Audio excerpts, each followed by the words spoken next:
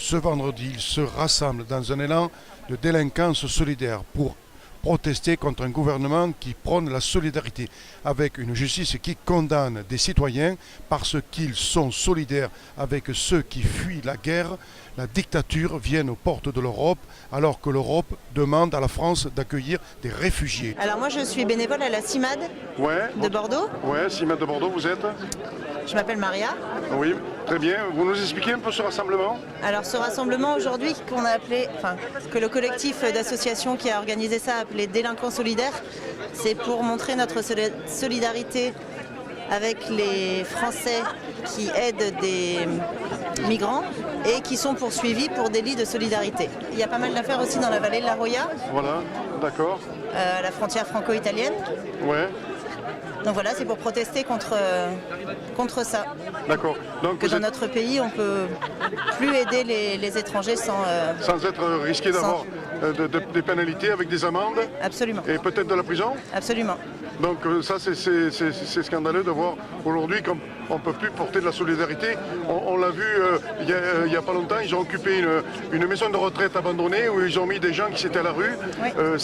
Là aussi, c'est un deuxième scandale, sachant qu'il y a des maisons de retraite qui sont vides ou d'autres bâtiments et qu'on ne met pas à la disposition des plus démunis, de ceux qui sont à la rue, avec Absolument. le froid qui fait et le temps qui est une fois incertain, ça peut monter, descendre, alors qu'on a la possibilité de les mettre. Absolument. Tous les dispositifs d'hébergement qui sont normalement prévus par la loi pour les demandeurs d'asile, par exemple, il y a très peu de demandeurs d'asile qui en bénéficient. Oui, d'accord.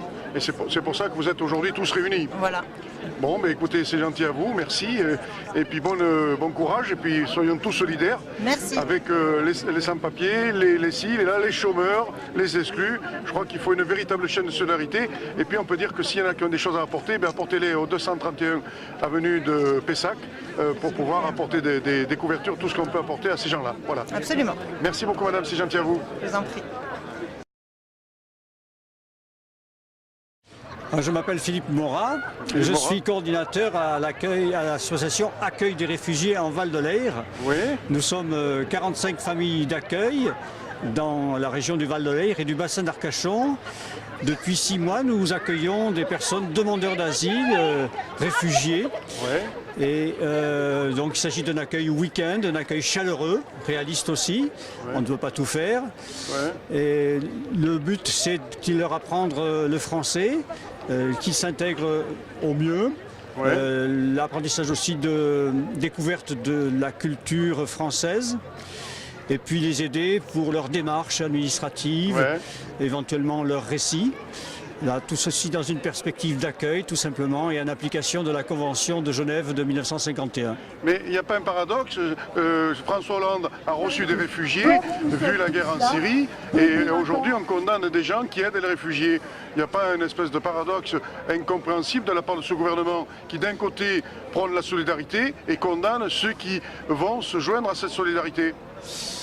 Effectivement, on peut se demander pourquoi le gouvernement n'encourage pas davantage l'accueil des réfugiés. On a tout à y gagner. On a tout à y gagner. Donc il faut continuer la solidarité malgré les risques de poursuite. Il y en a un qui a risqué d'être embêté. Il faut continuer sa solidarité et être plus nombreux. Oui, on se trouve face à 2 pôles différents, la France qui accueille et la France qui a tendance à rejeter. Ouais. Eh bien, nous espérons, nous comptons que cette première tendance, la France qui accueille, va prendre le dessus. Merci beaucoup, c'est gentil à vous. Voilà.